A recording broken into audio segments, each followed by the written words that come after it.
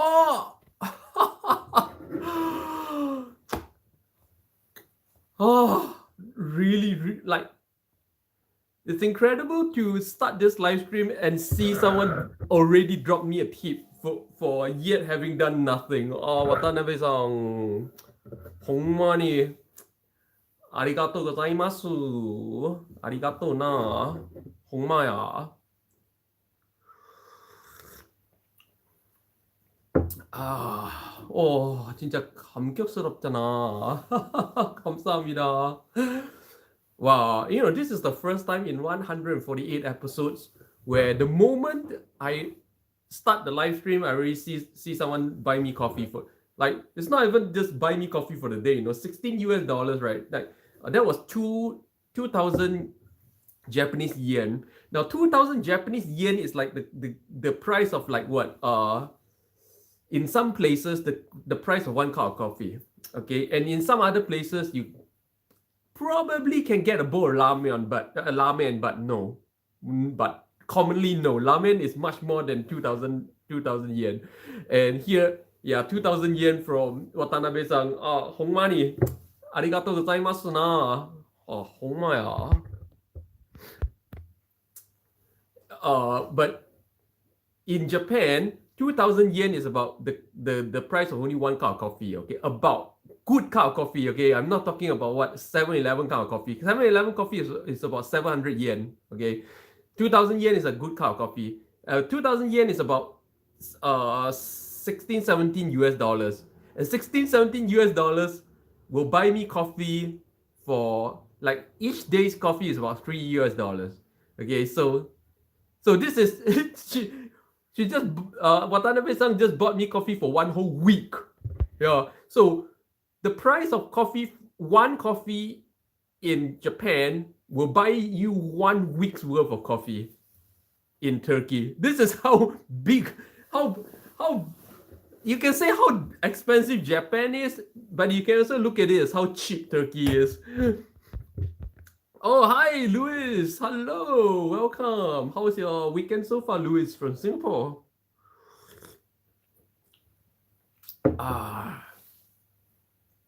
Moishido. Arigatou gozaimasu. Watanabe-san. Honma ni.いいですね。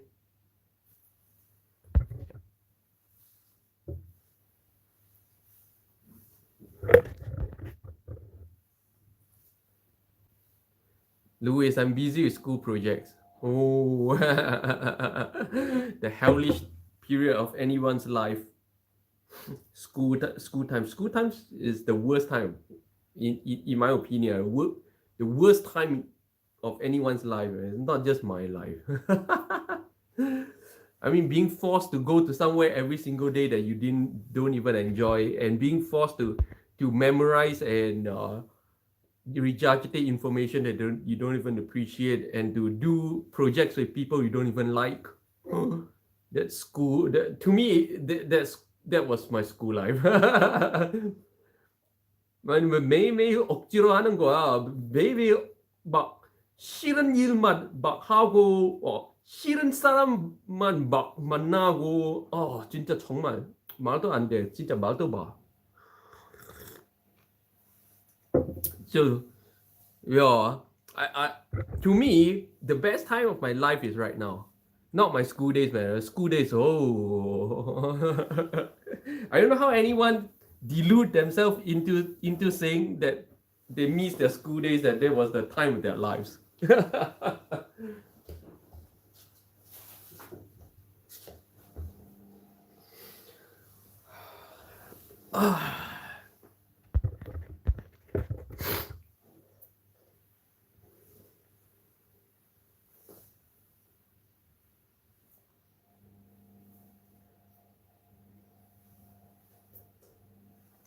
So once again, welcome.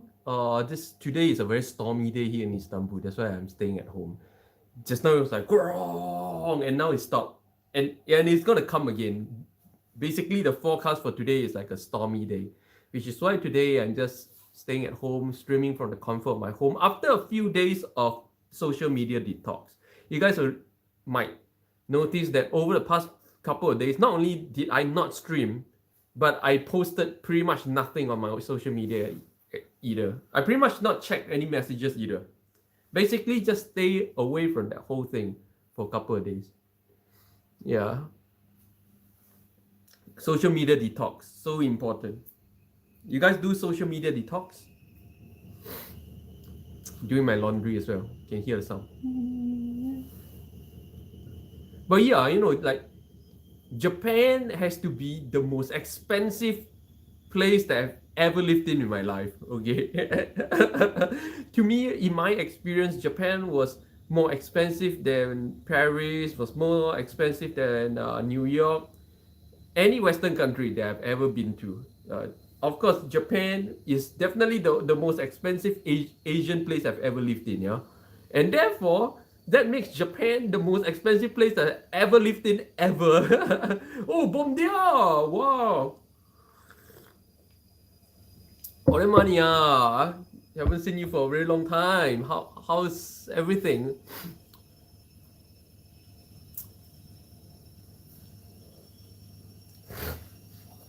I still have my morning flu. I woke up not so long ago.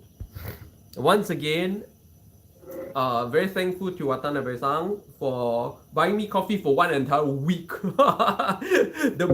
The moment I turned on my live stream, boom, there it was. Oh man, really appreciate it. No, 진짜 깜짝이야. For those of you who love to buy me my coffee of the day, just want to drop me a tip because you feel generous. You can do so by going to the comments and clicking on the S button, right? Once again, thanks Watanabe-san, Hongmani. Arigatou gozaimasu. Itadakimasu.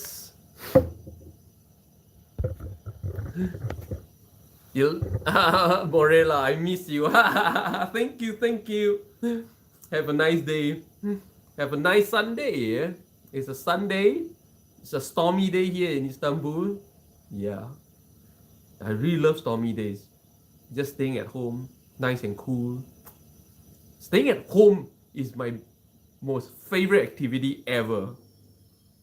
Like I can stay at home for months and not go out for months. And in fact, if not for this bunch of stuff piling up, if not for all this trash piling up, honestly, I'll just stay in infinitely. You know, if not for this trash, I'm trying to find a solution for this. Can I engage someone to come to my place to clear my trash from time to time, like once every couple of days? If I can get someone to clear my trash every few days a week, right, I won't even go out. You know? Honestly, the only thing that keeps me going out is the trash. Yeah. I don't know. If you guys are watching from Turkey, you're living in Turkey, you're living in Istanbul, and you know such services, hit me up on Instagram, let me know. I'm gonna sign up for trash clearing. You know, in fact, right now I'm thinking, you know, in this modern time and age where more and more people are like working from home, I think trash clearing service is a real thing, you know. I think for people like us who stay at home most of the time, right, the only concern is really the trash. Because why? Because you already have food delivery. Now the problem with food delivery is every time you have a food delivery, you have a mountain of trash. And there's nothing you can call, and there's no one you can call to clear the trash. I think trash clearing service could be the next big thing, you know. You guys, what do you guys think? Because I'm sure as hell, if there's a trash clearing service here in Istanbul, I'm paying for it. I'll pay a monthly thing just for someone to come to my place twice a week to clear my trash. Not even once a week. Once a week is a mountain right there. Twice a week at least. Twice a week, come and clear my trash. I'll pay someone to do that, like 100%. How about you guys? You guys have problem with trash as well?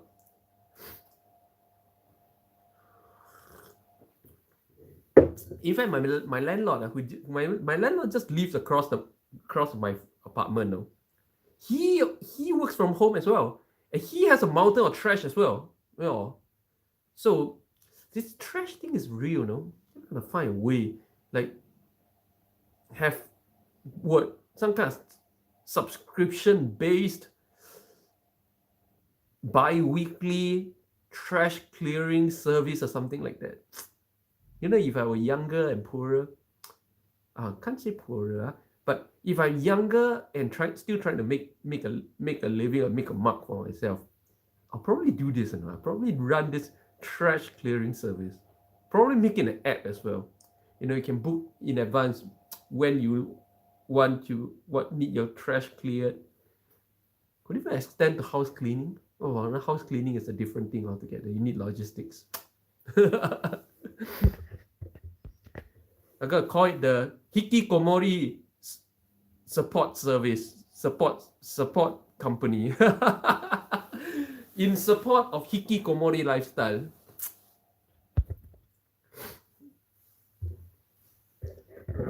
So how's everybody's Sunday so far? How's everybody's weekend so far?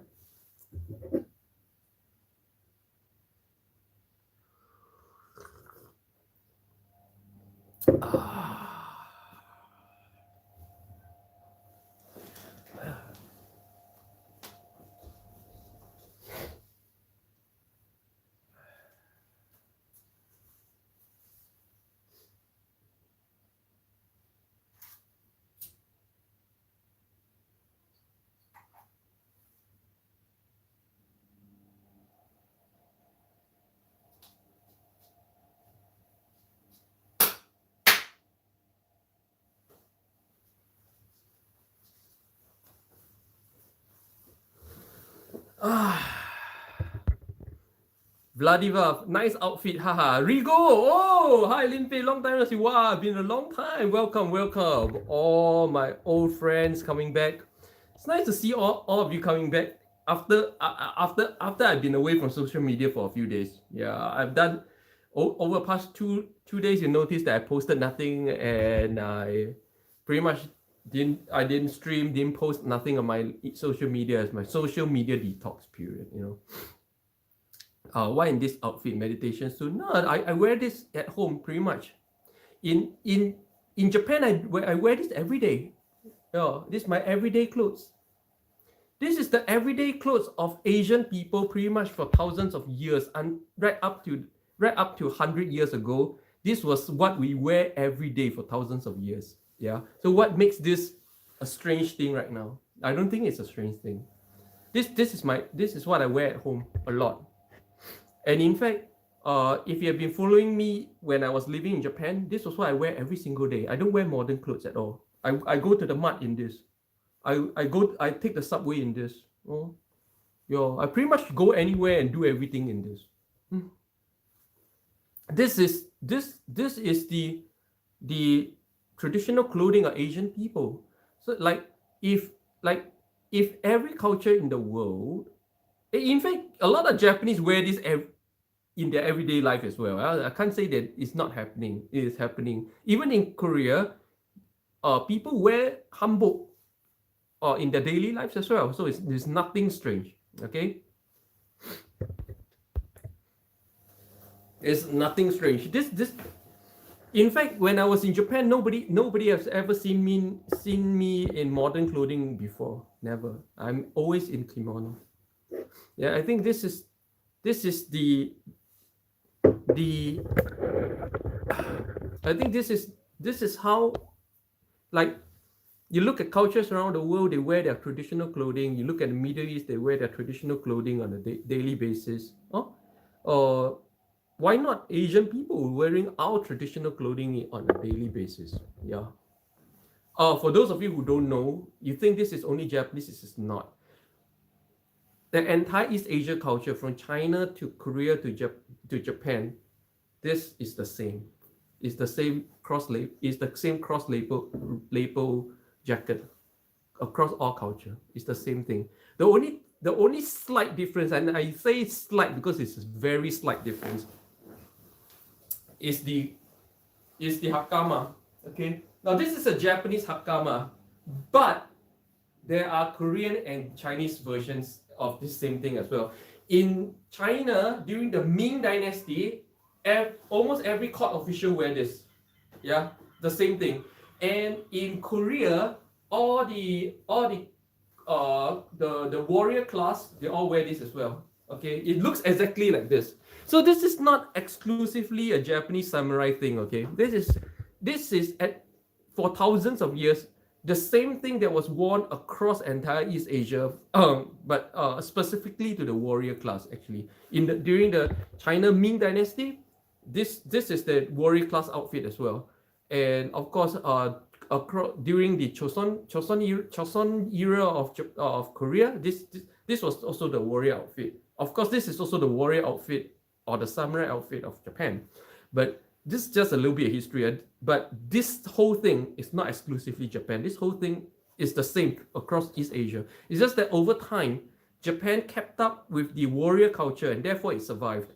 And the warrior culture disappeared in China and in Korea, and therefore it disappeared from China and Korea, but it continued to persist in Japan. But that doesn't make it a Japanese thing. This was the same thing across East Asia. Vladislav Lim, in martial arts, the kimono is still worn. Exactly, and it's the same kimono even in Korean martial arts. If you look at Korean Komdo, which is Korean swordsmanship, they wear this. They wear exactly this. They wear exactly this with the Hakama.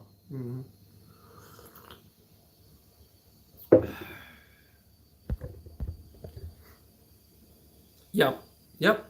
Kimono it's actually is daily life thing.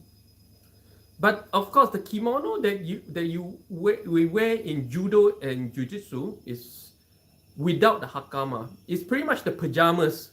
You pretty much when you wear the so-called kimono in karate, judo and jiu-jitsu, you are pretty much only wearing the medieval underwear. You're only wearing this, the white color within. Okay, this is the underwear. So actually, this is the one funny fact that a lot of people don't know. No, a lot of people think the gi that you wear in karate, in judo, in jiu-jitsu, you think that's the kimono that people wear in the past. No, those are the underwear.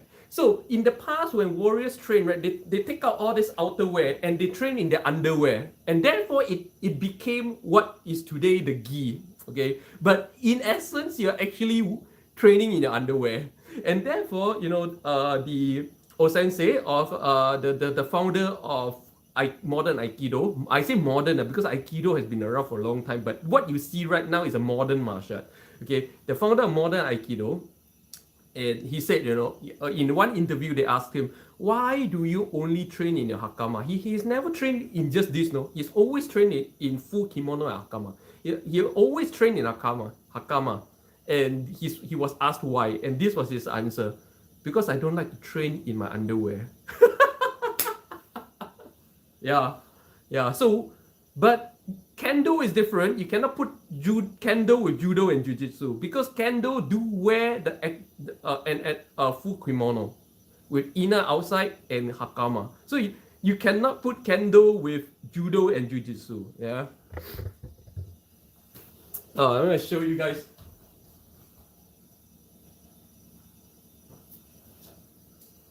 Talk about Jiu-Jitsu. Da-da-da-da. This is my favorite Jiu-Jitsu t-shirt. All are created equal. Then some learn Jiu-Jitsu. My Jiu-Jitsu t-shirt. Happened to be wearing this yesterday, so it's on my bed. Yeah, so just wanna in fact, if my landlord knows very well, pretty much most of the time when he happens to come to my place, I'm in kimono. Pretty much most of the time when I'm at home, I'm in kimono. Most of the time, not all the time, yeah. Because I don't like to sleep in this. So whenever I feel lazy and I'm like in bed or on the sofa a lot, I won't be wearing this.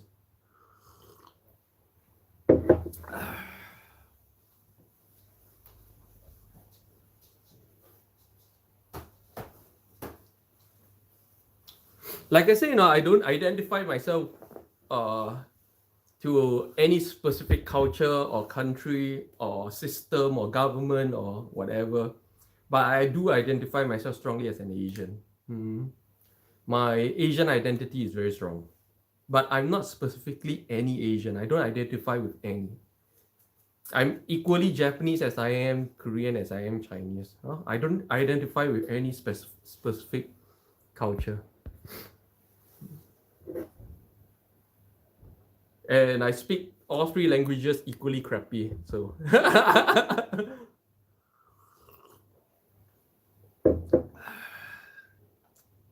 wow, 13 people. How is your weekends? Today is a stormy day here in Istanbul. It's warm, no, actually, right now. Yesterday, yesterday or day before, it was like above 20 degrees Celsius. It's crazy, eh? But today it's more sane at about 12, 13 degrees Celsius, but it's actually stormy. Like just now it was like torrential rain, and now it stopped. I'm sure as hell it's gonna come back again. That's why I'm not going out. And because I'm not going out, like I say, a lot of trash. I've like really accumulating a lot of trash. And I was just saying a few minutes ago, I really wish there's this trash clearing service for hikikomori people like me, people who just work from home and rarely go out. This is the biggest problem. For people who work from home, who rarely goes out, who has a home-based lifestyle, the trash is the problem. The trash forces me to go out most of the time. I go out because I have to clear my trash. Oh, Vladislav, thanks a lot. Oh, wow, today 2 people buy me coffee today for doing pretty much nothing. I didn't even go out. I really appreciate it, Vladislav Lim. Wow, Vladislav Lim, this is a very interesting name, because it's a combination of a Russian name with either Korean or Chinese surname. But really appreciate it. £2. Wow, £2 to buy me coffee for like what? 2 6 will do. Yeah, £2 is one coffee here. About one coffee here. Yeah. Oh, one coffee with cookies. Coffee with cookies or brownie. Coffee with one brownie. Thanks a lot. Really appreciate it. Really appreciate it. Any little amount is appreciated because right now, even $1 is big here in Turkey. It's very, very cheap lifestyle here, my friends. It doesn't take a lot to live a life here in Turkey. Oh, Albert! Wow, Cookie Monster. Albert from Hong Kong. Wow, I haven't seen you in a long time, Josan. Happy Sunday morning. Okay, of course. Hong Kong is not Sunday morning, Sunday afternoon. Oh, Sunday afternoon. Yum cha, Sunday afternoon in Hong Kong. The best thing is yum cha, yum cha. I was in Hong Kong. Yes, I was in Hong Kong before as well. Wow, really, every day is about yum cha. Every day is about the coffee shop. I don't know what they call it. Tea shop, coffee shop. There's a specific name. I can't really remember. I can't remember the name. What? Albert, 158 Hong Kong dollars, which is about $20 US. Wow! Wow! And I disappear from the internet for 2 days. I come and then boom, everybody's like showering me with so much love. Shower me with your love. Shower me with the love that I long for. Wow, today you guys bought me coffee for pretty much, let me count, for 2 weeks. If one coffee is about $3 US, now it's about $38 US, about 2 weeks. You guys bought me coffee for 2 weeks. Thanks a lot. I really appreciate it. Really appreciate it. Wow, so much love today. Crazy, eh? Albert, I go back to Australia next week. Finally negative COVID. Want to share the joy. Oh, congrats. But to me, that's when the struggle begins. To me, that's when the struggle begins. In my experience, to me, getting through COVID was no big deal. No, it came fast, it went fast. But to me, I struggled with the after effects. I struggled with the after effects for months, and I still do. Look at this, all these rashes. This is fresh, and this is from 2 days ago. another, it was like swelling, like this rash swelled all over my forearm 2 days ago. Yeah, all this from after COVID. So yeah, man, even though it's a happy thing for you, and I really give you my heartiest congratulations, Albert, but I would like to share with you that this is when the struggle begins, the after effects. It's like when you play Dungeons and Dragons, you roll a d20 for your random encounter, you get, this is a d20 thing, man. Everybody has this different and very seemingly very random after effects after COVID. Yeah. Morella, I hope you'll be fine, happy. Bye bye. Thanks for popping in, Morella. Been a long time. Good evening, good night. Albert, I no need to deal with it. Yeah, I think for me personally, dealing with the after effects of COVID, it's a lot harder than going through COVID itself. Look at that. This was on 2 days ago and just barely recovered. You can still see the swelling, yeah? You can still see there's a swelling, but this is kind of like it's pretty much recovered. But 2 days ago, this rash was all over my forearm, and yeah, it was swelling the whole thing down, and you can see like stigmata, going down here. But right now you can't really see anymore. But 2 days ago it was like, and then breaks in here. It was very serious. They said 2 days ago it's like, I didn't want to stream, It's been what, 3 months since I recovered from COVID, and I'm still fighting the after effects. And just Googling some information about the after effects of COVID, seems that it's a very prolonged thing, and some damage is actually permanent, like an average of a 2% shrinkage in your brain size. Yes, I am now stupider than I was last year because of COVID, because my brain size would have shrunk by about an average of 2%. Okay, yeah. Because of COVID, mankind's gonna be just that little bit more stupid. Can't say stupid, yeah, but reduced brain size don't mean stupid. Because stupid or clever is actually less an objective thing than it is actually a subjective thing. But I would say all of us are slower in terms of reaction, in terms of just that little bit slower. Just that microsecond slower. I don't know if you guys play FPS or shooting games competitively on computer, maybe you can and you have COVID, maybe you can share with me, did your reaction time actually drop? I bet your reaction time dropped because your brain will have shrunk by 2% on the average. And if you're a competitive FPS player, you will feel it. Share with me if you play FPS games seriously and you measure reaction time from time to time, do you see a big difference before and after you got COVID? I doubt any of my viewers are the serious FPS gamers, so I doubt I'm gonna get an answer about this. Albert, but your brain size grows faster than shrinkage. Really? And via better efficiency. Really? I don't know, because I only read just that one report, but of course, reading just one thing is not complete. Oh, CHT! Wow, 되게 오랜만이야. I haven't seen you for a very long time. Chi. Vladislav, if the leverage of your positions stress you, it's a sign that your positions are too. What do you mean? What's the conversation? Did I miss a conversation? Oh, there's a question here. Oh, sorry, Vladislav. I missed that. I missed the question. Good day, Limpeh. Question: how do you handle the stress and pressure of increased leverage in trading? Know that your system is the same, but okay. This is a very good question. Yeah. Now Chi is a professional trader as well, and his answer is valid. But I've been dealing with this question from my students for many years, and the answer is really just this. Now, everybody has a capacity. This is why no matter what trading system you follow and no matter what you learn, you will never be as good as someone else. Why? Because there is a limit to how much risk you can take. For everybody, this limit is different.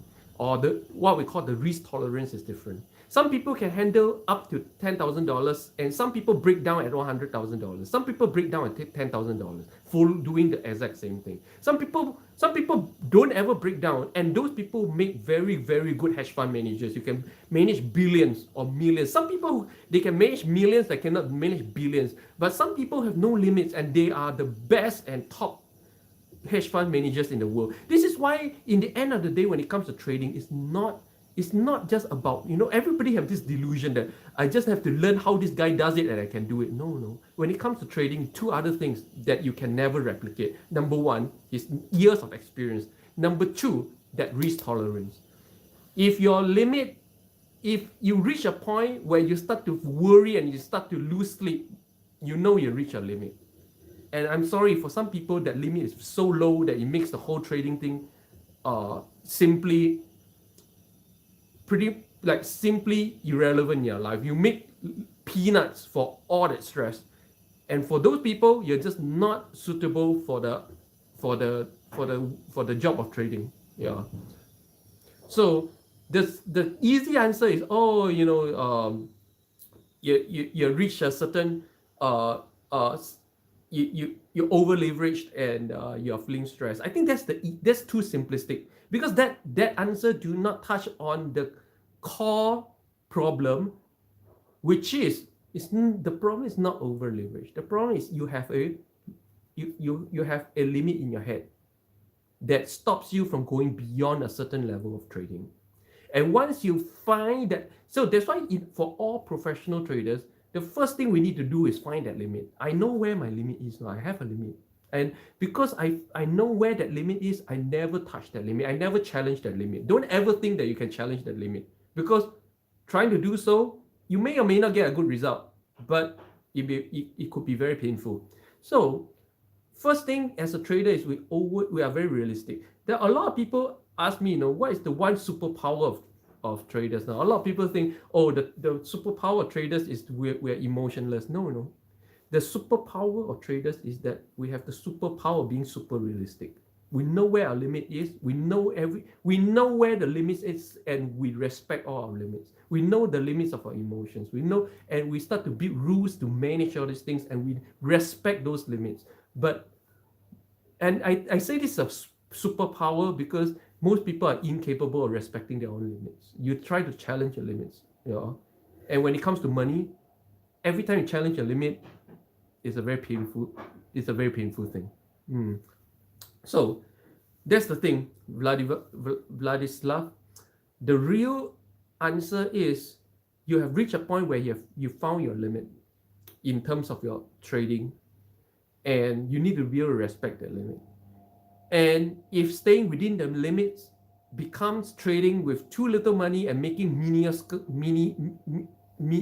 minuscule returns that is meaningless in your life, then trading itself is meaningless in your life, right? Vladislav, I agree with that, but you have to expand your discomfort zone. No, Vladislav, in all my decades of trading, I found that this is something is hard-coded. It is hard-coded by your birth, your surrounding, your growing up, your upbringing. That risk tolerance is not like a muscle you can train. It is very hard-coded. This has been my experience.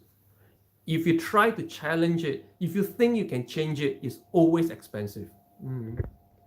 Vladislav, I work professionally in prop and recently got a huge capital. Suddenly I get more emotional and I guess, if you are not a professional trader, don't trade. Like I always say, respect trading as a professional endeavor. I always say this.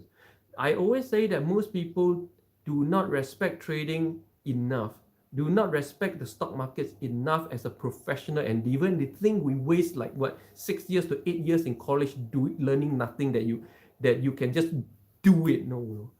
I think it is time for people to understand and respect trading and the stock market as you respect a doctor or a lawyer. It's a professional endeavor. If you're not trained professionally in it, you are not going to make it. Okay? Yeah.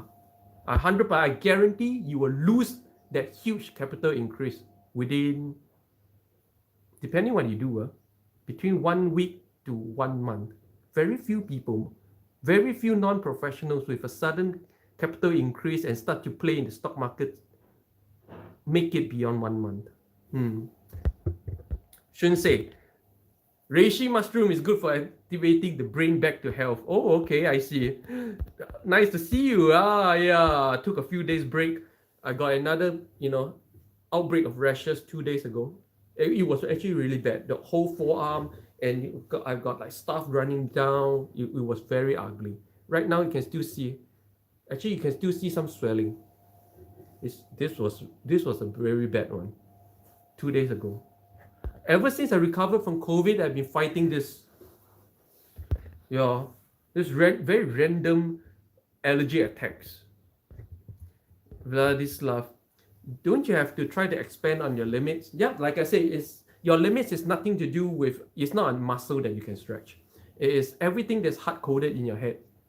You can try, but just like you try to stretch your limit, your muscle building limit, and you most of the time you tear a muscle, right? It's the same thing. If you try to stretch the limit, it's gonna tear your wallet every single time. Maybe after you keep trying, okay, your limit might increase, but you would have also lost your capital. All right, that's all I would say. I used to get stressed with 2K. Oh, 2K is if you get stressed with 2K, trading is not for you. 2K is minuscule money. But now I got used to it. I guess the issue is we translate risk always in the way look at money. If you can get used to it, then it's not the real limit. There is a hard limit. All traders understand and respect this hard limit. There is a hard limit that you just cannot break. For me, I know where my hard limit is as well, but I'm not going to share it because this is like the hard secret of all professional traders, no? Because you're literally telling the world, oh, I cannot handle anything more than that. No, you don't want people to think that way.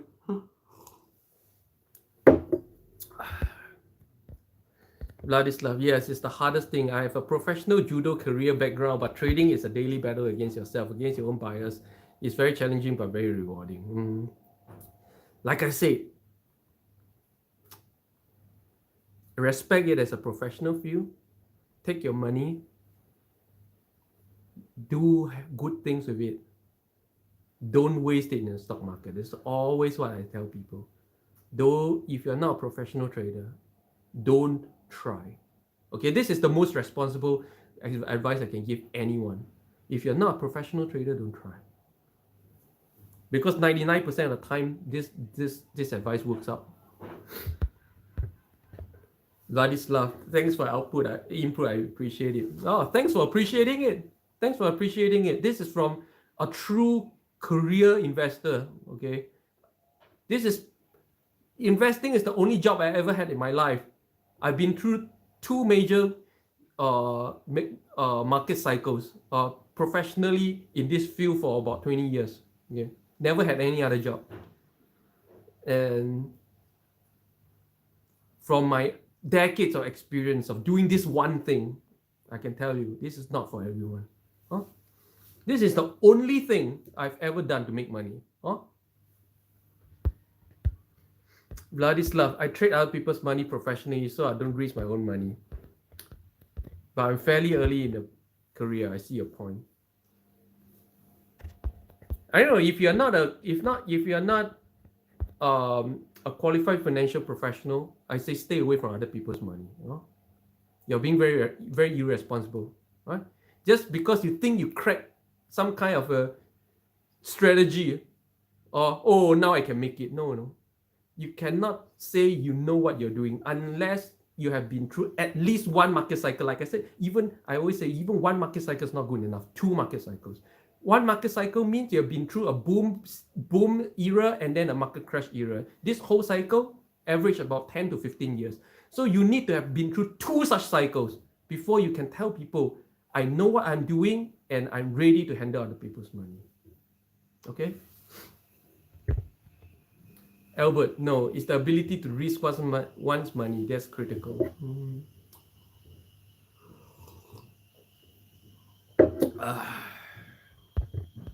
Like I said,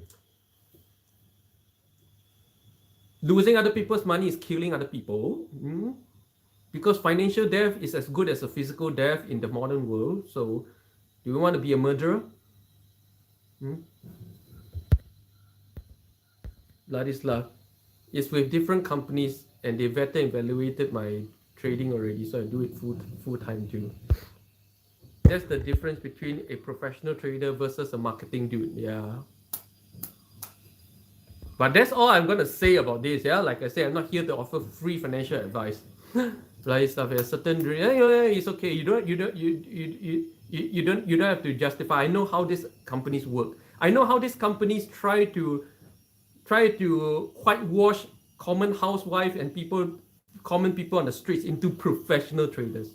I'm against all these things. Okay, as a true financial professional, I think all these things are bullshit, and I think it's very bad for the industry.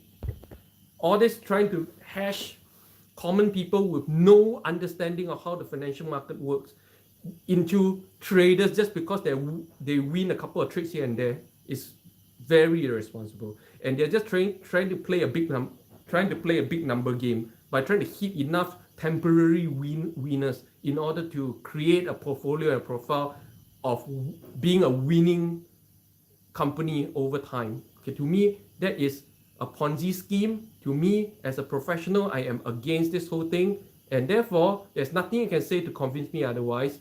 Yeah, I'm sorry, but this is my point of view about this.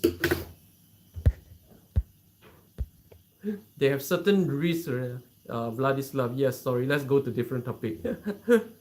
Albert, how's the weather today? Oh, I just finished talking about the weather in the first 10 minutes. Today is a very stormy day here in Istanbul, about 12 degrees Celsius. That's why I'm at home. Today is gonna be stormy all day long. Just now it was like grunge, and then now it stopped, and then it's gonna come again 100%. That's why the thing is about all these kind of stormy days makes people stay at home, and this is the result. When you stay at home, you gather rubbish. I'm really right now, I need to pay someone to come and at least clear my trash twice a week. I'm wondering if there's such services, trash clearing service. Even in Korea, I wish there's trash clearing service in Korea, because clearing the trash in Korea is a bitch, man. Like, clearing my trash in Korea is the one thing I hate to do ever in Korea. That's the one thing. 와 진짜 싫어, 진짜. 와 말도 봐. 와 되게 싫어. It's like because you have to. 진짜 꼼꼼하게 해야 되거든. 와, you have to like really nipping 진짜 따지게 이렇게. 와, it's crazy. Vladislav, do you enjoy Istanbul more than Asia culture wise? Yeah, actually I cannot profess to say I know what Istanbul culture is. Yeah, I am not deeply into Turkish society. And neither am I very close to a Turkish household to understand the real Turkish culture. So I cannot say I prefer or not prefer Turkish culture. I can only say that even after 1.5 years of being here in Turkey, I cannot say I know the culture. Yeah. So I cannot say I have a preference. Culturally, like, the thing is, at least rudimentarily, like on the surface, Istanbul or Turkish culture feels very close to Asia culture in terms of family values, family bonds, the emphasis on relationships, on building relationships, on being not calculative between people or close relationships. All these are very close to Asian culture. The only thing not so. In fact, even the drinking part is very close to Asian culture. Yeah, Turkish people are big drinkers, even though this is an Islamic country. they love drinking so much, they brew their own whiskey at home, Brew their own whiskey, brew their own gin at home, It's just crazy. I've never seen anyone make whiskey or gin at home, ever, except here in Turkey. Shouldn't say. The sun is shining and I'm attending an antique fair at the country estate. Today I need this beauty of the gardens. Okay. You've been YouTube. Oh, okay. Okay, I see. grateful and excited. Glad you are well enough to go get some sunshine. In fact, like pretty much after live stream, and the storm kind of stopped for a moment. I'm gonna have to take out this trash. This trash is the only reason and the only impetus for me to leave my home. Otherwise, if not, I'm just gonna stay in. Albert, but Turkey, the people, the vibe is positive, and you like that. Yeah. The vibe is positive, yes.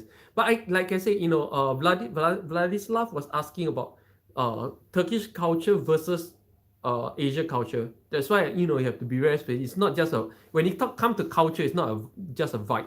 I cannot say I know the Turkish culture enough to make a comparison that way. Yeah. The happiness of Turkey, like Istanbul, man, it has the happiest people that I've ever seen anywhere in the world. They don't think so. Turkish people don't think so. Okay, that's only because they have not compared.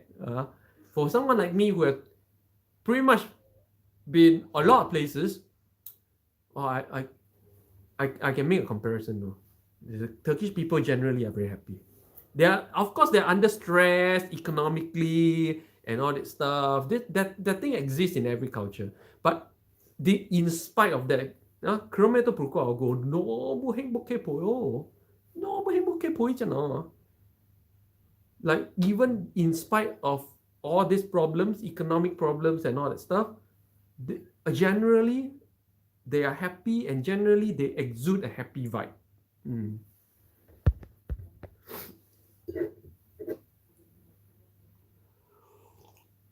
But if you ask me to compare the culture, I cannot compare the culture. I cannot say I know enough of the culture. I need to know a country's culture. You have to have lived with their family, a real local family for, I would say, a year to understand the culture. At least a year. A year is kind of minimal. To me, like anything less than a year in anything is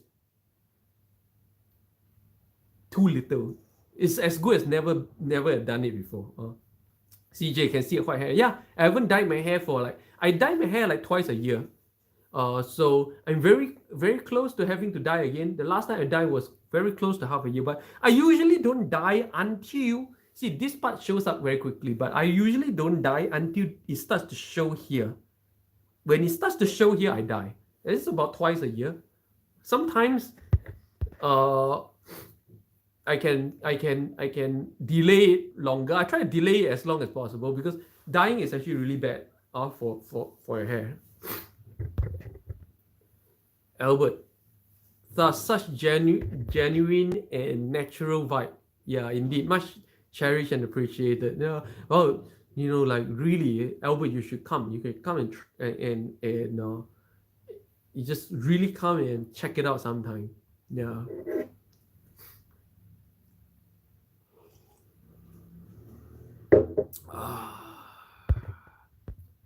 Oh, where in Australia are you going to, Albert?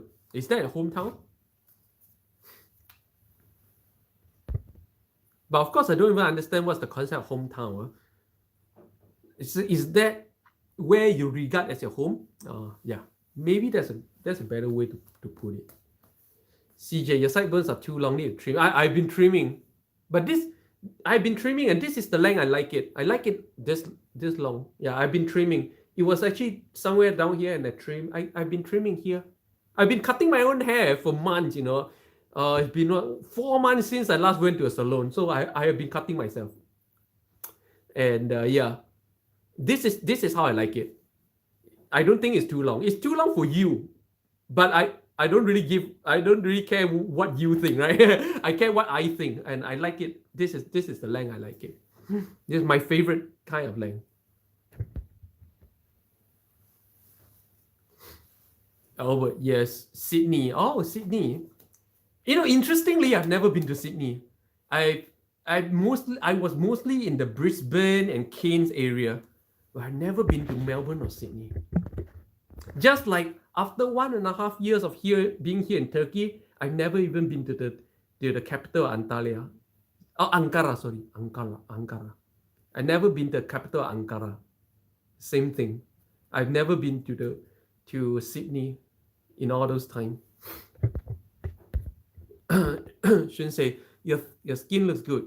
Look well and healthy today, Limpeh. Oh yeah, I feel a lot better today.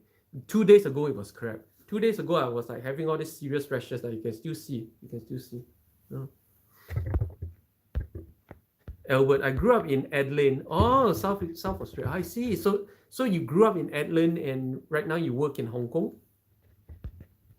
CJ, have you done the weather forecast today? Yes, multiple times. I'm not going to do it again.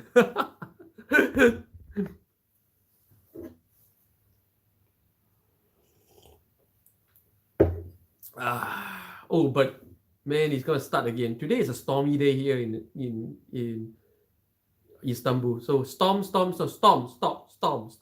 just now it stopped, you know. So right now it looks like it's starting again. Albert, work in mainland China. Oh, where in mainland China? I worked in mainland China as well. Oh, look at that. The storm is coming in again. I don't know how, man. I'm not sure if I can clear my trash. Can I pay someone to clear my trash, please? Look at that. It's coming in again. You can see the gloom. You can feel the gloom. Oh, there's a seagull there. Your cup looks slightly cleaner today. Wow, Albert. Very observant. I deliberately cleaned my cup today. And only today. Because I feel that it's starting to look very disgusting on camera. So observant, no. Wow, Albert. You're some C-suite guy or something. You're C-suite. C-suite guys pay attention to details like this. Guangdong province. In Guangdong province, I've only ever been to Shenzhen. I've never really been to Guangzhou itself. I've only ever been to Shenzhen. CJ is not Albert. Oh, CJ! Sorry, wow, so mixed up. Both icons are blue on my screen, so kind of mixed up. Sorry.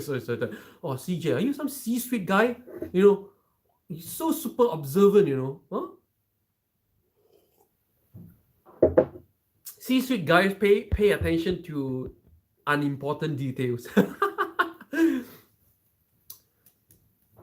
No, it's CJ. Yeah, wow. So sorry, CJ.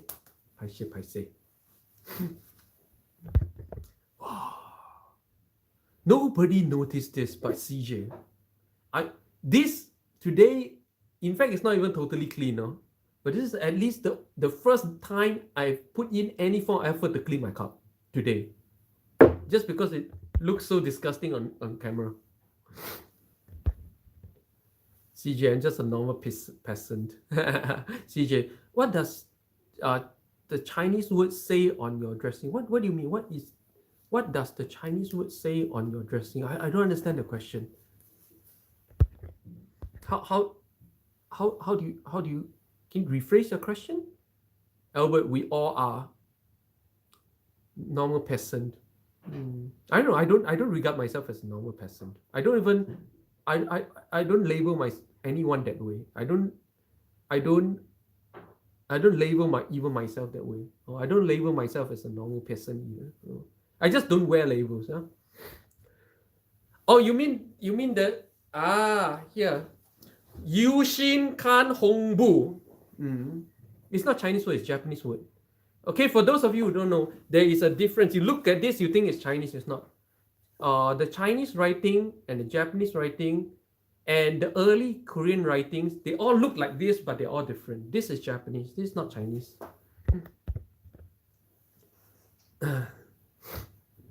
Valor and moving forward. Yushin kan hongbu.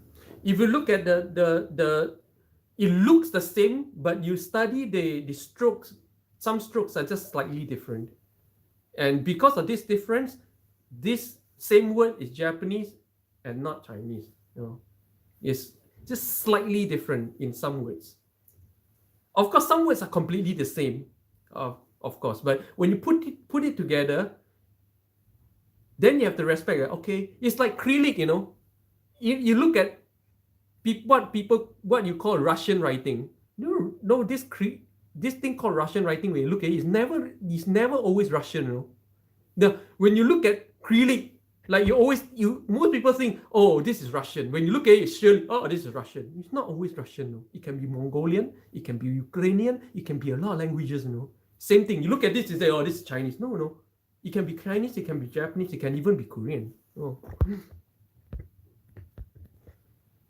CJ, do you miss Toto? Not really. I don't have that kind of thing. I don't miss anything that is not immediately in my reality. I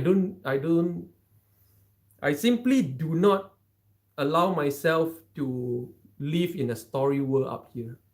So I don't miss anything that's not. That's why I keep saying this is one saying that even my wife knows very well. This thing I always say, 딱 옆에 없는 사람 진짜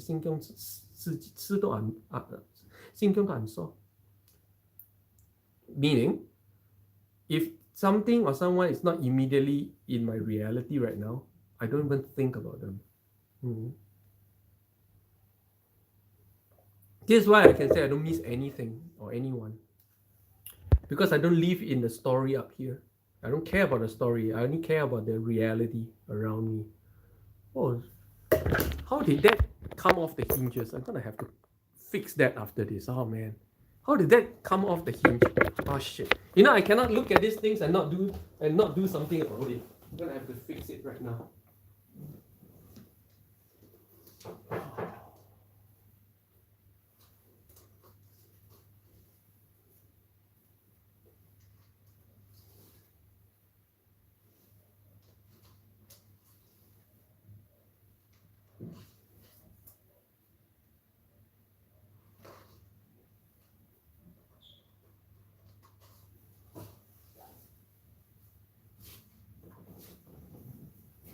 Oh. Okay, it's fixed. Oh man, it's fixed, but this part, crap, and now one part has fallen off. I gotta fix it again. Okay, so the problem is this part here is too short. Oh. Okay, let's try this.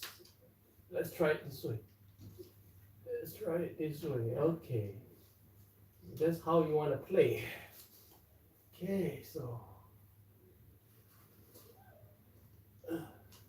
here, push this part in and keep this part in.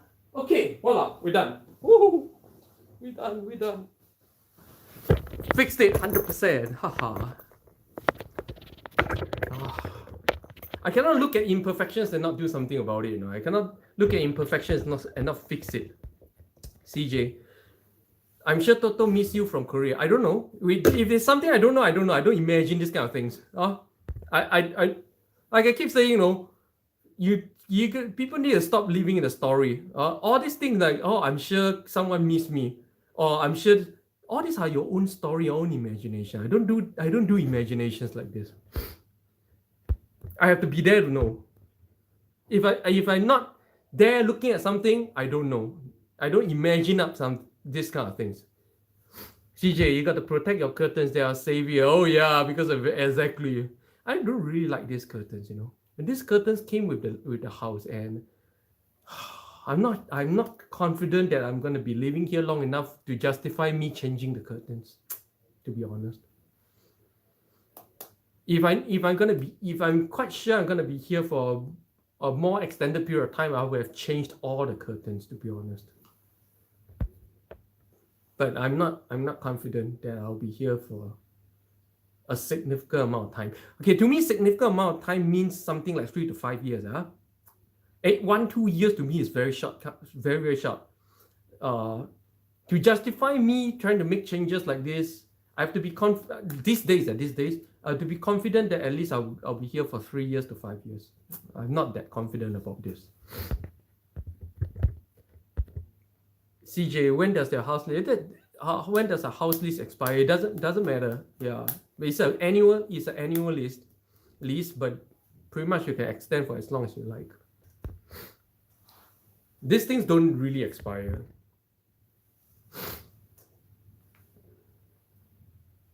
I prepaid for a year.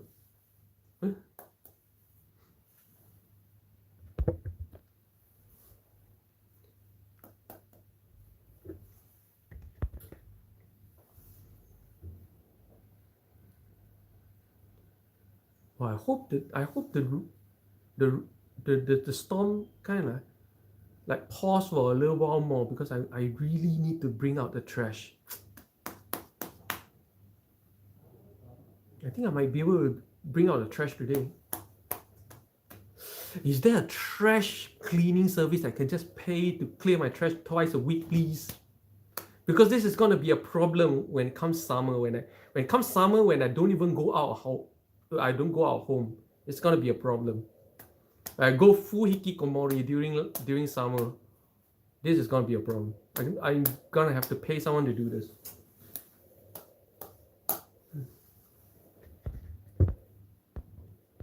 CJ, a year lease is very expensive. I don't know. To me, nothing in Turkey is very expensive. Turkey is very cheap. CJ, do you go out at night? No, I don't ever go out at night. No, I don't go out at night. No reason to. In fact, the thing is not about day or night. I don't go out at all. What's the reason for me to be out? That's the question. Now where 꼭 나가야 되냐고. 그게 문제야. What reason do I have to be out? I have no reason to be out there day or night. Rigo, oh, looks very professionally cut. Oh yeah, I cut my own hair. I thought it's from Korean hair salon in Istanbul. There's no Korean hair salon in Istanbul. No, this Limpeh is the Korean hair salon in Istanbul. But the thing about what a lot of people regard to be the so-called Korean man hairstyle, the truth is this. No, it's actually pretty much a lazy man hairstyle. It's just trimming your own hair. The only way you can get the true Korean cut is you trim your own hair for months. You naturally get it.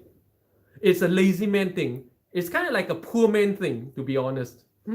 Where you don't go to the salon, you try to maintain your own hair, but you just keep trimming the ends, and then you end up like this naturally. You don't need this is the original style, you know? And to be honest and to be very fair, this is not it's not a Korean style. This style came from the West, came from England and all this. Yeah, like you look at very old-time English kids, they all have this same hairstyle. Because why? Because they don't go to the salon, they trim their own hair. Vladislav Lim, how's things with your girlfriend? No, I don't have a girlfriend. I have to answer this way. I don't have a girlfriend.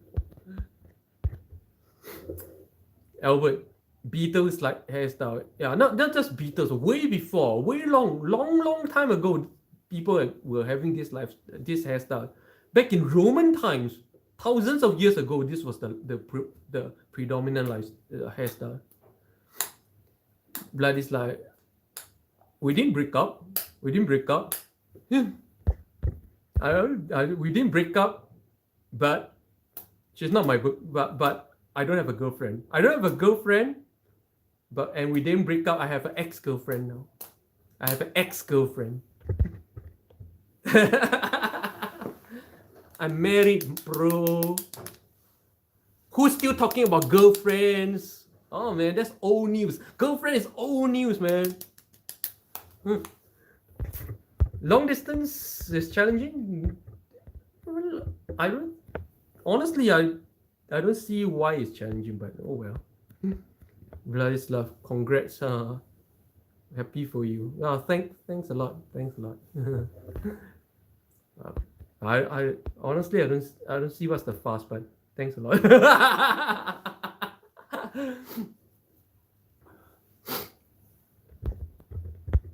But long distance is, I don't know. I don't know why people think long distance is challenging. I don't think it's challenging for her. Certainly not challenging for me. I don't know why other people think it's challenging. CJ, can show us the flexibility of your arm now. Has it recovered? No, not recovered fully. I doubt. It's much more flexible, you don't really feel it in normal everyday life right now. But if you go to the extremes, you can feel it. You can feel like it's never going to recover. But I don't really care anymore. Albert, it's not challenging. My wife in Shanghai. Oh, yeah, there you go. Yeah.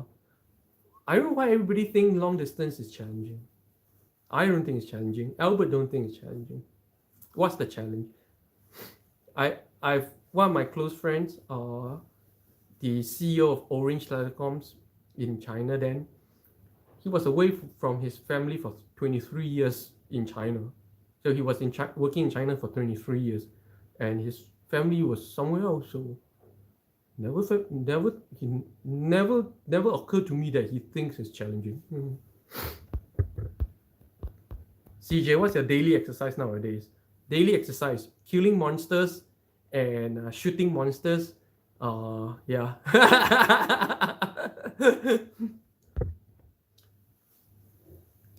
Albert is re.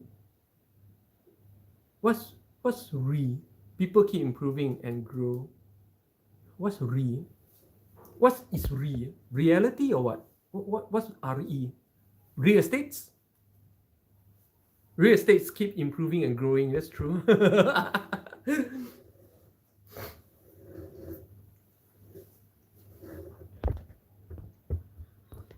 CJ Lo, your response killing monsters is so funny. Yeah, that's my exercise right now. Killing monsters. Re equals the idea. Oh, it's idea. It's idea. People keep. It still doesn't make sense. What does is idea and people keep improving mean? It's idea. Re equals the idea. So it's idea. People keep. What does it mean? I don't understand. What does is idea mean? CJ, have you ever thought of becoming a pro gamer? I was very close to becoming a pro gamer about 13 years ago, where I was pretty much very on the scene for Battlefield 4. Yeah, I was playing in tournaments and all that stuff. But I just never quite make the cut. Because I got involved too old. Age is a real thing, when it comes to pro gaming. Yeah. But unless you're talking pro gaming as in terms of just streaming Twitch, then when even streaming Twitch, you have to be able to play a game at a level where there's something people can learn from. Right now, me, not really. I don't think I have anything to offer. To me, it's just a hobby. When I was so serious about trying to make it in Battlefield 4, my reaction time just doesn't cut it. My reaction time is like 4 times slower than the world top 10. And the world top 10, they are 10 to 13 years old. Yeah, very young, super young. When you're that old, I really get involved in pro gaming in my late 30s, like in my 30s, My reaction time is short. So, I can't be a pro gamer. That much I know. There's a hard ceiling when it comes to be a pro gamer. The hard ceiling is your reaction time, and you can test. We do that. We have this thing where you go to test all the time. I test my reaction time all the time. I train my reaction time, but you can only improve very marginally. You can never improve to a point where you're competitive against the very young people. Age is a thing in pro gaming,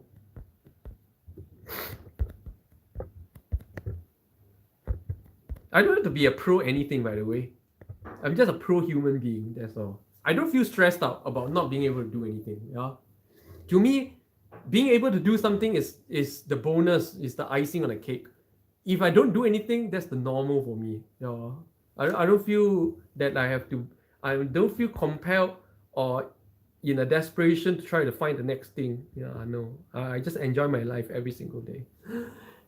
Albert, as in long distance relationship, ideal people still grow and mature. Mutual understanding is room to explore and experience without hindrance. Yes, for the purpose of optimal. Exactly. Even my wife, even I tell my wife, this time that I'm not around is your time to explore and grow as you would have loved to in your favorite country of not in your favorite city of New York. With me around, you will never. If I'm always with you, you will never grow, and you will never be able to experience New York the way you had wanted to when you first wanted to go to New York.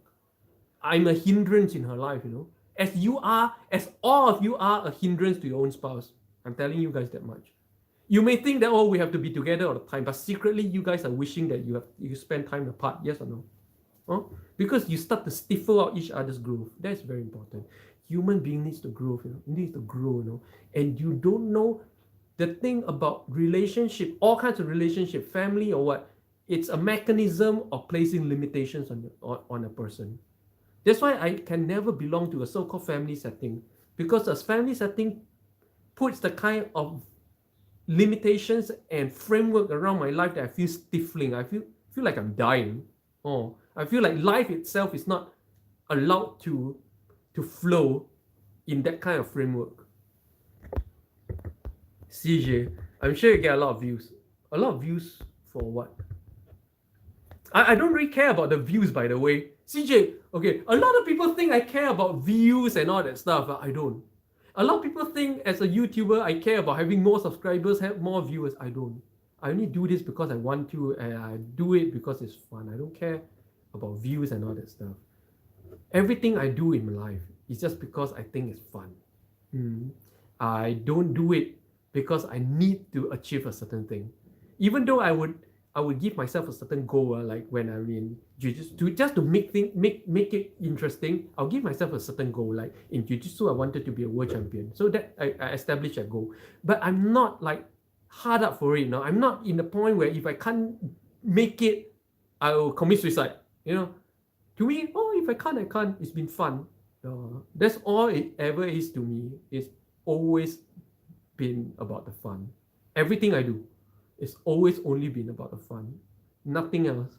I have no plans to build anything out of those things that I've ever done. I have no plans to establish anything. I have no plans to build anything. I have no plans to... I don't even have plans to become some kind of big time YouTuber or anything. No. I only do it because it's fun. I'm always ready to just let it go with the wind. It doesn't affect me at all. I always say, even life itself, just fun.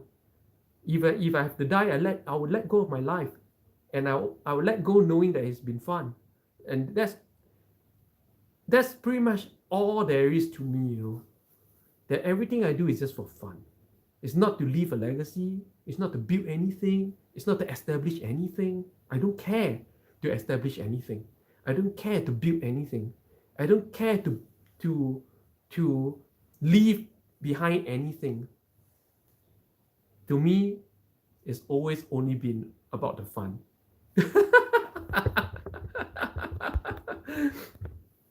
Albert, bingo, same. My wife in Shanghai. Yeah.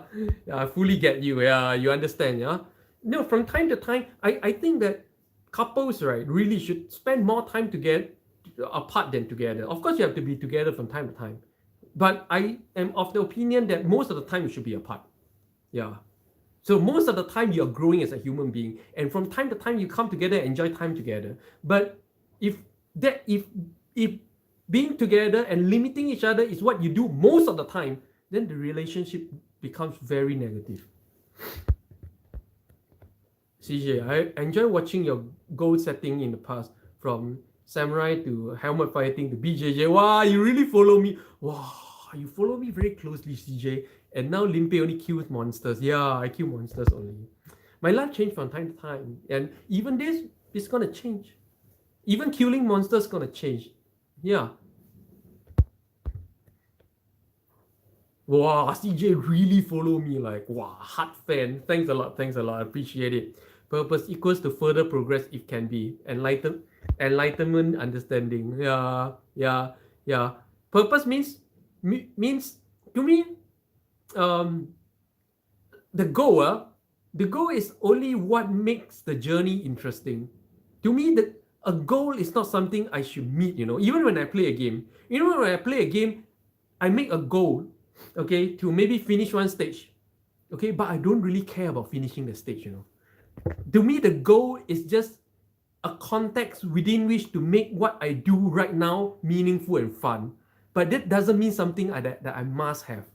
That's why, like, I'm going to be honest with you guys now, I don't finish like 99% of my games. My 9% of the games that I play, I never finish.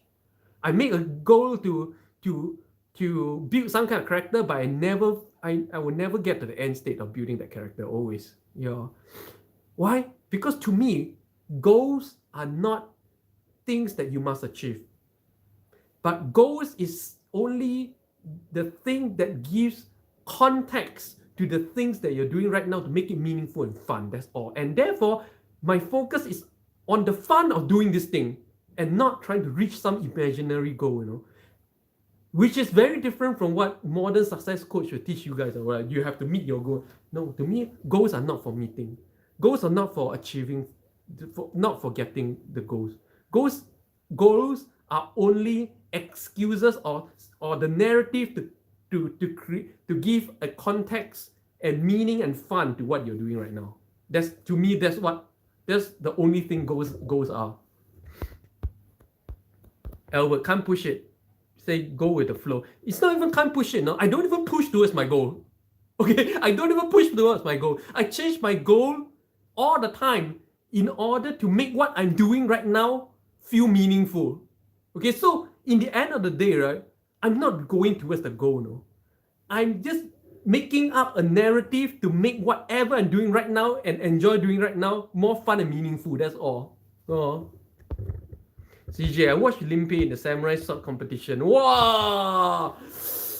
Wow, CJ, you really follow me like really closely. Like so few people know I did the competition. No, wow, you really follow me super closely, CJ.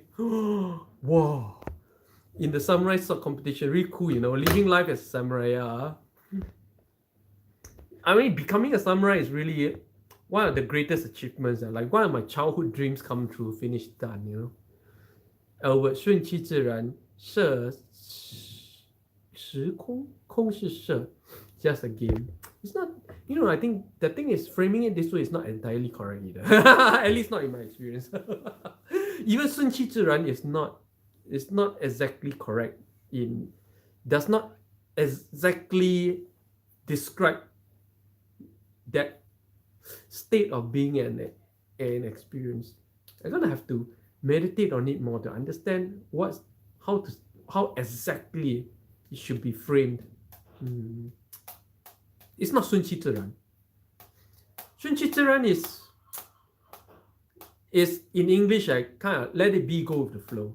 I always say go with the flow, but when it comes to goals and things, right, to me it's not about 顺其自然. It's about, honestly, in the first place, that goal never meant anything. The goal is slave to what I'm doing right now, not the other way around. When most people, what you're doing right now is slave to your goal. But to me, my goal is slave to what I'm doing right now. If it makes sense. It's not 顺其自然.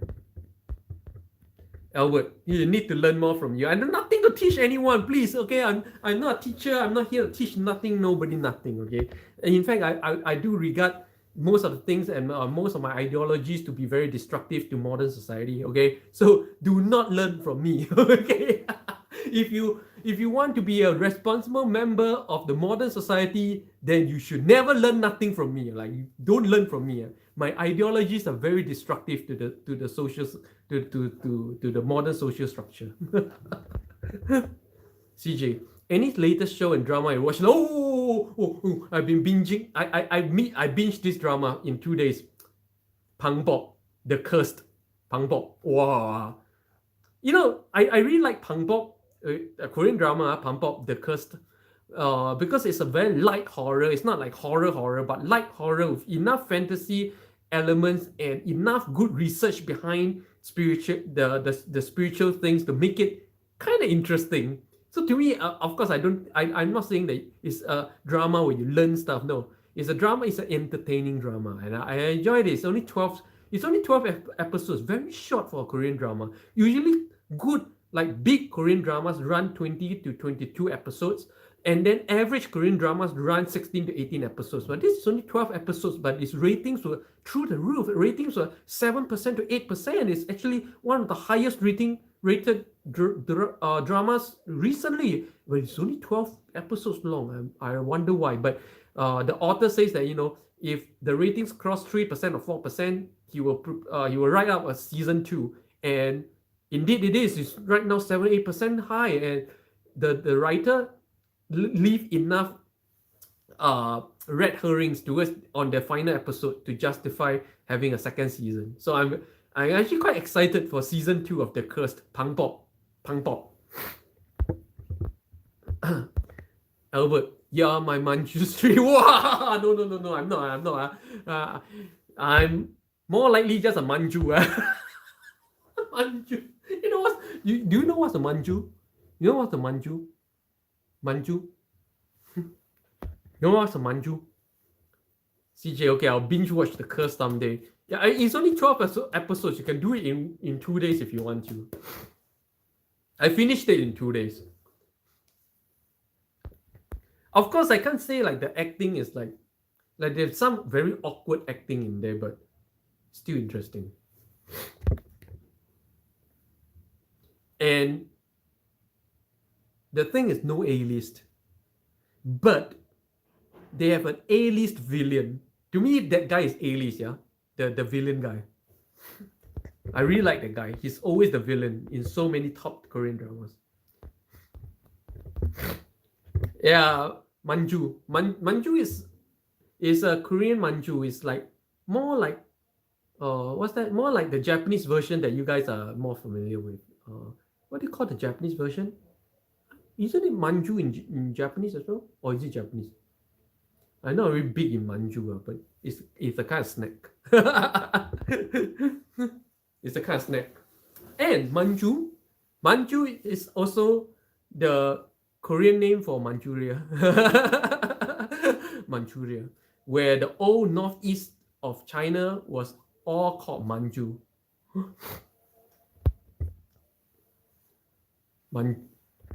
Manchuria, Manju. Albert must be a super nice and delicious snack. Yeah, I'm more Manju, not Manju Sri. I'm more Manju. So fun today. You see, I'm going 1.5 hours. If it's a fun conversation, it's a good chit chat. Keep going on and on. Oh, I'm very, very surprised how closely CJ follow my life. Wow. So, wow. But like in a way, I'm not threatened. I'm not scared, but I'm actually quite happy that more and more people are carrying my history with them. Yeah, the meaningful thing, to me, the only meaningful thing in a relationship is not what you get out of it, but carrying the history, each other's history, into time, and therefore your history is not just with you, but with many other people. So to me, that's the only meaningful thing in a relationship, to be honest. CJ, what snacks do you recommend in Istanbul? Istanbul, Istanbul has a lot of desserts. I'm not big on desserts. So I can't tell you the Istanbul desserts are famous. That you just Google Istanbul desserts, so many, but I'm not big on desserts, so I don't do desserts, so I don't know any of the desserts. Yeah. Other than that, you can't really say anything is a snack. A durum is everywhere. A simit is everywhere. Kebab is everywhere. Pide, pretty much just another shape for a pizza. So yeah, I really don't know. Even after 1.5 years, I don't know what snacks are good here. Turkey is big on desserts, but not snacks. Snacks like in Korea, in Japan, especially Japan. Not so much Korea either, just Japan. Big on snacks, like big. CJ, what's your weight now? You think healthy? Yeah. I don't know what's my weight now. I don't have a weighing machine at home. I still eat once a day though, but of course I have my chimek every Friday and things like that.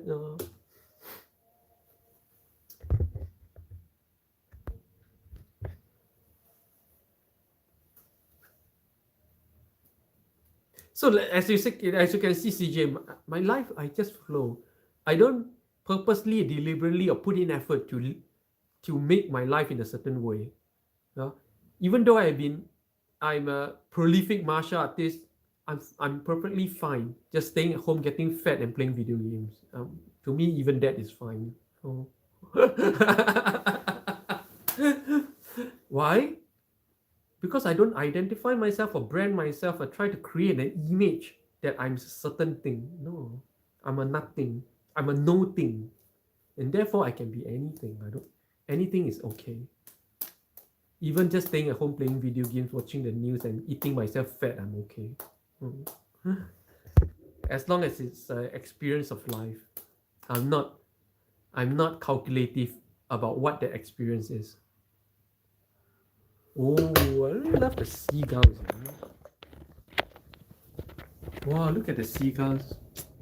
Oh, fly away. Look at the seagull over there. Then can be Manjusri. I'm not Manjusri. I'm not any kind of label. Any kind of label, any kind of label serves only as a limitation. That's why Buddha says that in the end of the day, you even have to discard the idea of Buddha and Buddhism in order to achieve enlightenment. Yeah. Even when you come to a certain point, you have to throw away all these labels. Otherwise, you go nowhere. Even the label of Buddha, Arhat, all these things, you have to throw away. If you cannot throw away these kind of labels, you never reach there. Because why? Because in the end of the day, spirituality is the hard science of reality. What is the reality? Reality is you are just a human.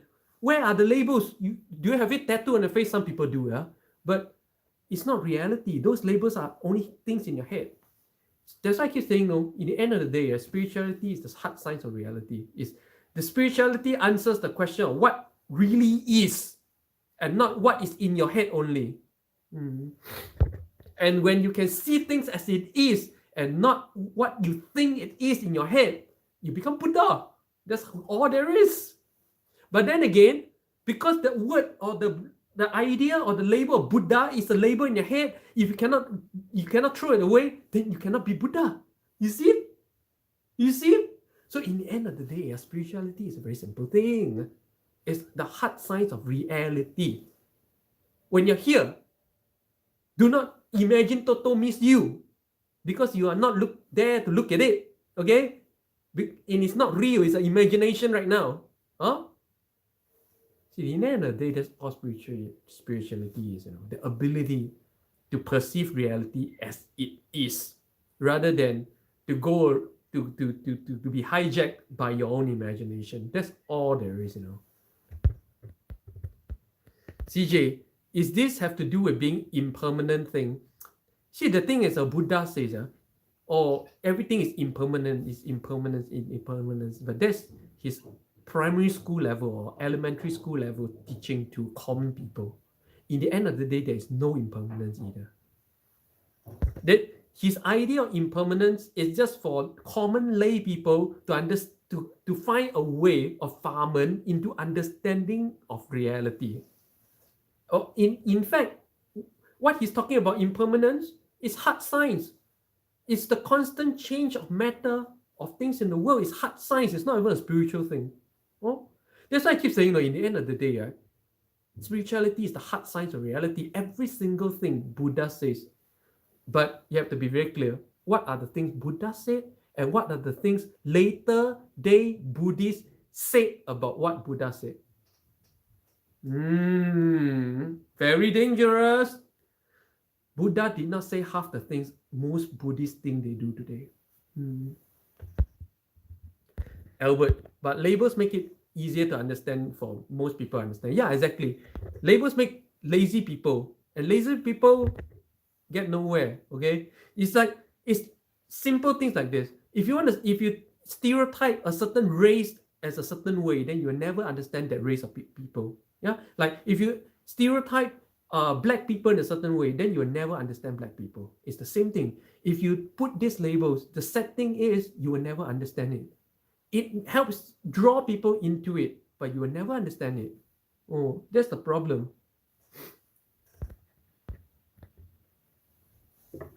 For novice, at least a seed. Yeah, it's kind of like something labels like Buddha. You want to be Buddha? You come to learn this thing. But in the end of the day, if you want to learn this thing, you cannot want to be Buddha. You see, that's the thing. No? That's the tricky thing. So I would say label. That's why, there's one very big shot spiritual teacher who said this, and I quite agree. Is this Buddha is a spiritual master with very good marketing. And I kind of agree. Because Buddha did the one thing that no enlightened people do, which is label everything. And by labeling everything, he makes it accessible for the common people. But keeps them at the level where they'll never achieve it or they'll never understand it truly. Yeah. So it's pro and cons. I think Buddha made the conscious choice, weighing the pros and cons, that he rather have more people hear about it than to try to have a high rate of success. He'd rather have more revenue than net profit. Yeah. Or if you're finance background like me, then you understand. The Buddha chose to have to generate higher revenue than to generate higher net profit in the world of spirituality. Yeah, that's how as a finance professional I can understand this. Albert, people need to start somewhere, at least a chance. Yeah, exactly. Yeah. CJ, you sound like SEA Limited Grab. What does it mean? What's a SEA Limited Grab? What's a SEA Limited Grab?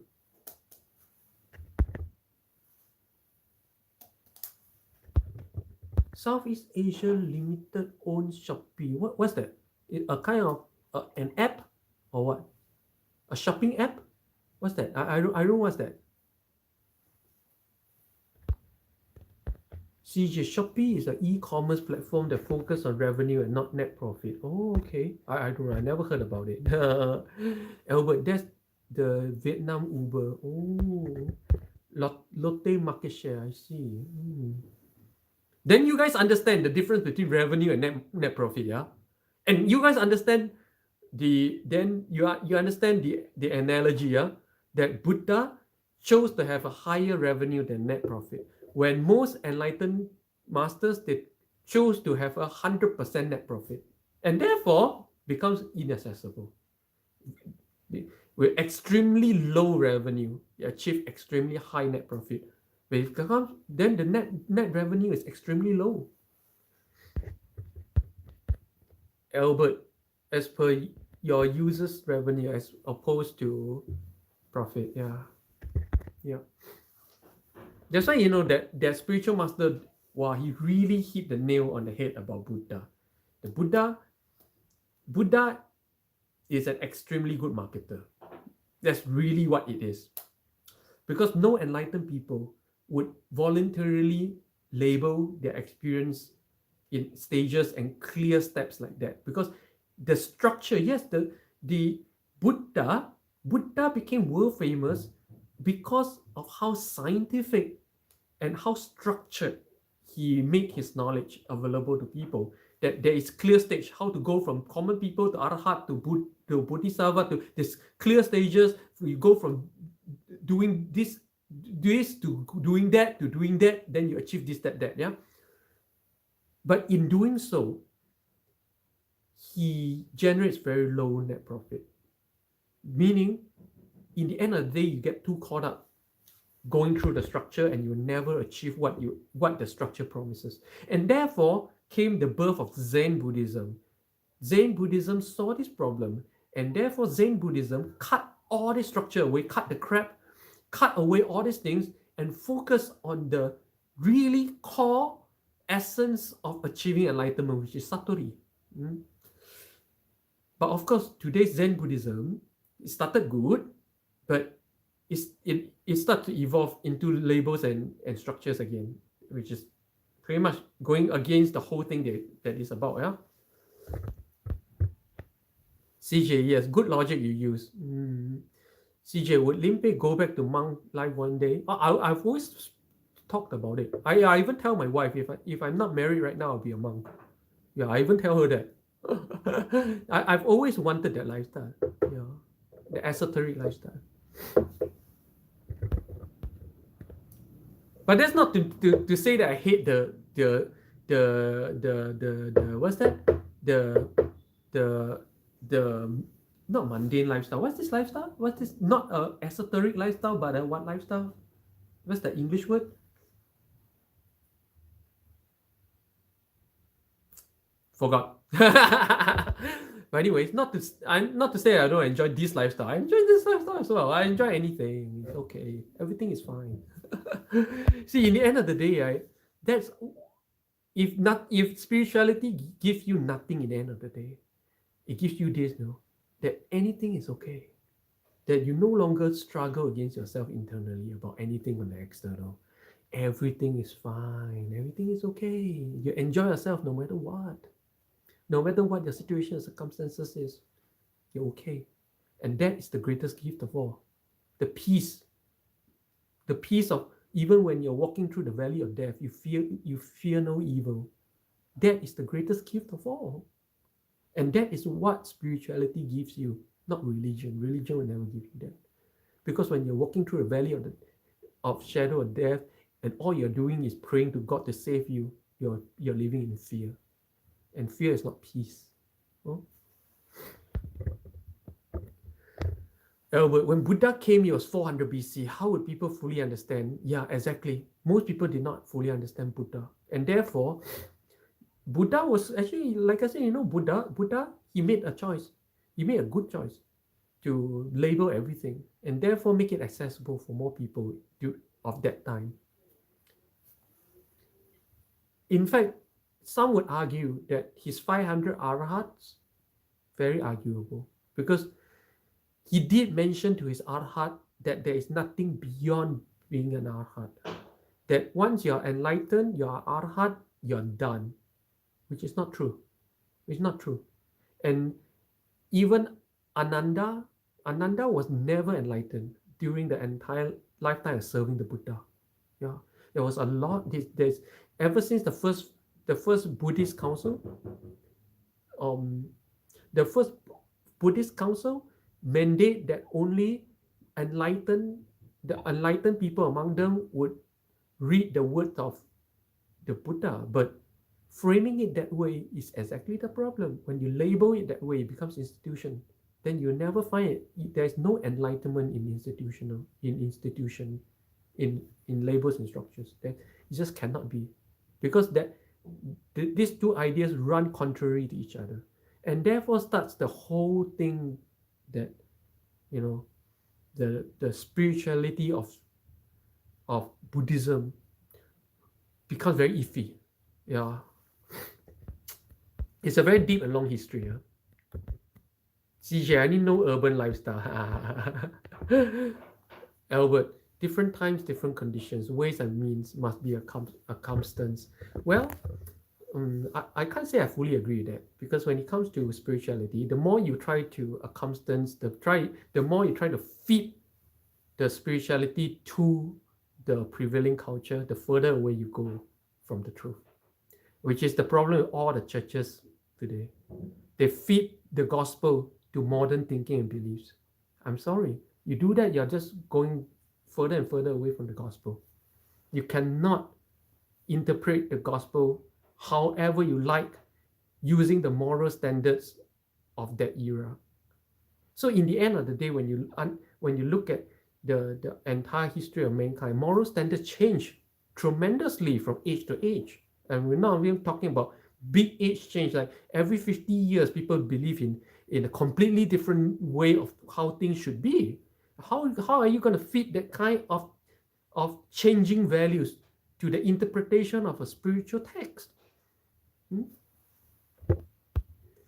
Albert, the journey is super long. At least get into the system first. Yeah. Exactly like I said, Buddha is not stupid and Buddha is not evil. And Buddha made a clever choice, okay, to involve more people, to generate a higher net revenue, but the net profit is extremely low in such an endeavor. Which is why in very deep Hinduism, enlightened master and disciple is usually always a one-to-one relationship. Enlightened master, 1, not 1 to 1,000, never. In traditional Real Hinduism. The CJ, the history of Buddha is so deep. How do you study all this? What do you think I do with my time, CJ? Okay, Albert. AK, at least get into Goldman Sachs first, then later you want to trade. Yeah.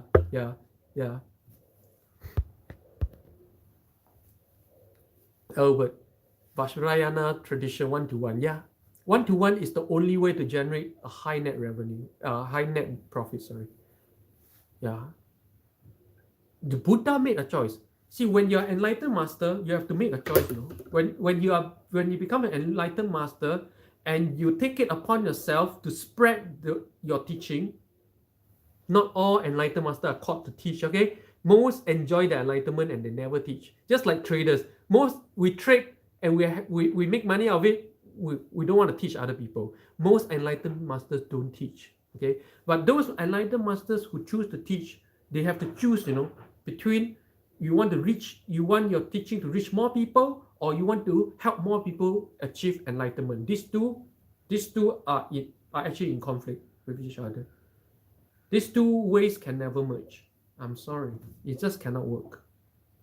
So Buddha chose this not because it's better than that. Both are equal, in my opinion, to help more people and achieve enlightenment, and to help more people get in touch with the teachings are both, to me, equally important.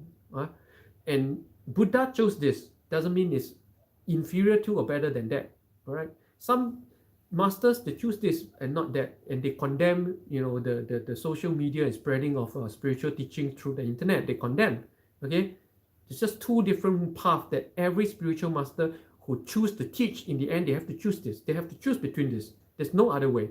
And therefore, the simpler way is if you achieve enlightenment, enjoy your enlightenment. Just like if you're a good trader, enjoy your profits. Why you going to take it upon yourself to create all these things? CJ, Limpeh should go rest. This stream becoming too long. Exactly. Yeah, almost 2 hours. Yeah. Albert, masters still have a role to play to spread. Yeah. Not all masters have that role. Not all. Most enlightened masters I know, they choose to enjoy their enlightenment. Just like most professional traders that I know in my life, they don't teach. They enjoy their trading. They don't teach. CJ, Albert, but must be worth it. Oh, okay. This point of view is a little bit wrong. If you're an enlightened master and you choose to teach, worth it or not is no longer the issue. If you still think it has to be worth it, then you're not an enlightened master, and you're far from being enlightened. If whatever you do is for the purpose of being worth it, you're nowhere near being enlightened. Nowhere.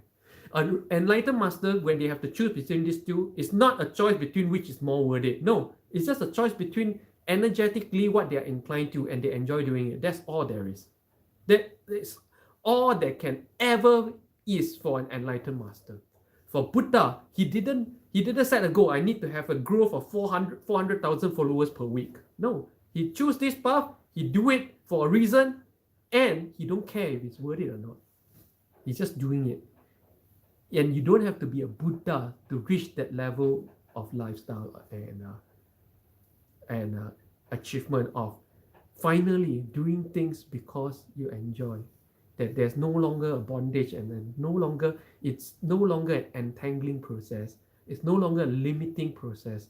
It's no longer a process that drags you down into the dregs of hell. Okay, it becomes a process where you're liberated, where you're freely expressing yourself and your inner desires and your inner passions without limit, without caring for if people like it or not, without caring for whether it's worth it or not.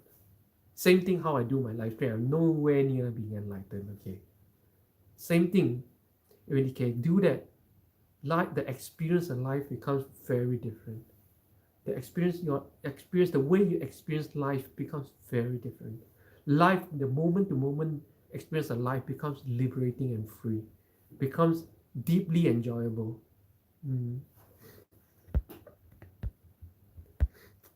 CJ, where does Limpeh choose on the spectrum of teaching or self? I don't choose. I go, sometimes I feel like teaching, I teach. I don't feel like teaching, I do my own things. I flow. I don't label myself as a teacher or not a teacher. I don't do labels. Like I don't label myself as a vegetarian. Sometimes I eat meat. You know, I don't label anything. I flow, right? No label, no label. Sometimes I feel like teaching, I teach. I don't feel like teaching, I don't teach. That's all. You know. Sometimes I teach halfway and then I say I don't teach. I don't want to teach anymore. I've done that before.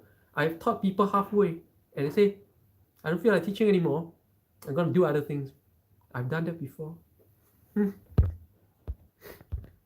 Albert, for the ecosystem of the so-called reality. Yeah, for the story world. Nike, just do it. CJ, so insightful. What is insightful? Limpeh is the air you breathe. Yeah. Yeah. That's all there ever is about life, you know. Yeah. Before mankind added labels and structures and all that stuff, what is life like? Have you guys ever challenged yourself into a thinking game? Have you ever tried to imagine what if we never created this? What your life is like? What if there's no other human beings on the earth? How would your preferences in life change? What if you never had the family you have right now? How would your life be like? What if you're not born and raised or living in the structure that you're living in today? You're living in some totally different structure. How would your beliefs, the way you do things change? Have you ever tried to challenge yourself in thinking games like this? For the ecosystem. Oh, Shishi, it's good to see you. Wow, you're catching me on the tail end. Today is an extra long live stream. I really have to end it. Today is too long. All right. So yeah, I'm really gonna end it right here. Today, 1 hour 47 minutes, way too long. Okay. CJ, Limpeh can do weather forecast for Shishi. Anyways, have a good week. I hope you guys had a good weekend. Really appreciate it.